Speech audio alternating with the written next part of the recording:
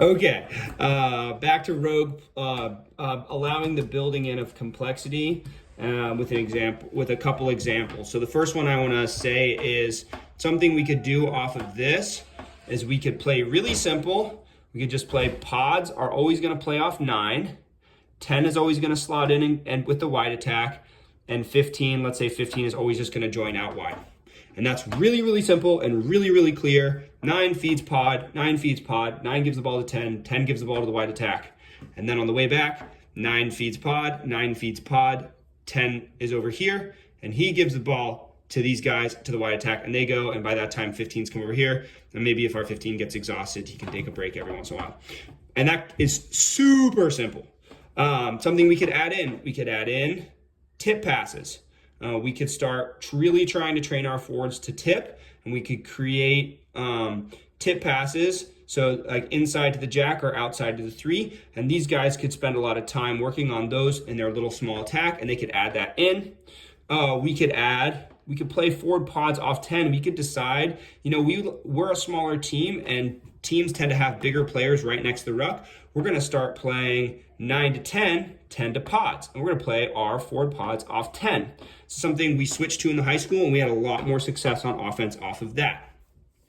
Another thing we could do is we could tell our 15, hey, 15, one of the main things we want you to do is pop up on the weak side if this is a ruck, and the 10 is over here looking to play that pod, and this wide attack is here. We want you to try to be a first receiver on the weak side, and anytime there looks like a good opportunity, we can go to the weak side, and this guy is kind of developing that, and that's something he can do. Another thing we could add in, something that I think everybody will kind of immediately see about this, is that these players, these 3 guys, let's say the ball is moving this way, and it's going to go to these guys, and then to these guys, and then to this wide attack, and then back to these guys, and then back to these guys before it gets back to these guys. Well, that's a lot of time for this 11, 7, and 13 to hang out and just wait. One of the good things about that is we always have players in that channel, and that's really important. It's not good to have a ton of players run away. We want to have people threatening out there, but maybe we only want 2 guys. So we could say, hey, 11, 7, 13, you guys can take turns being a rogue player. Let's say the 13 wants to be the rogue player, and the 7 and 11 stay there. He's going to run over here, and he's going to join these guys on the wide attack, and then he's going to run back before it gets back here.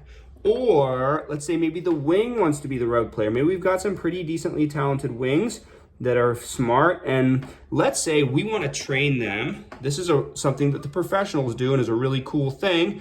Let's say we want to be extra fancy, and we want to train our wings to work with our scrum half. Let's say we got a good fast wing, and we've got a smart scrum half.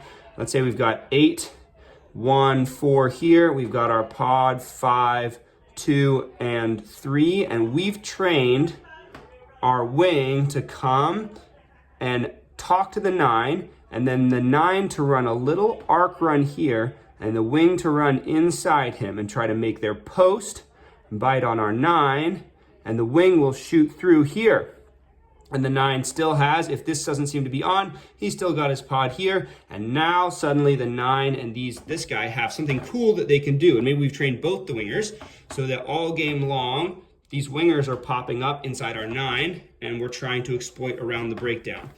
So that's a cool thing that we could build into our game if we wanted to. These are some examples of complexity that we could build into the game. Maybe another thing we could do, which is probably a lot more common and a lot simpler, is we could, let's say, if we're struggling in this middle side of the field, let's say we're a smaller team, we're struggling to retain possession against their forwards, we could have our 6 and our 7 be responsible for going rogue and just going and working, hitting rucks in the center. So after every single phase on this side, after 12, 6, and 14 go, 16 is going to go rogue, and he's going to hit a ruck. Or 2, and then when the ball goes out here, this is something we did a lot with the high school. We called them our aces, and they would basically, after the ball hit their wide channel, they would work checking into rucks on the way while it was going off to the other side, and then they'd reload, take a break and a breather, and head back to their side as it was coming back, and the other guy would be in charge of doing that. So we kind of always had a flanker going in this B channel and securing rocks. Those are some examples of complexity and variation that can be built into the basic structure. All right, coaches. Cheers.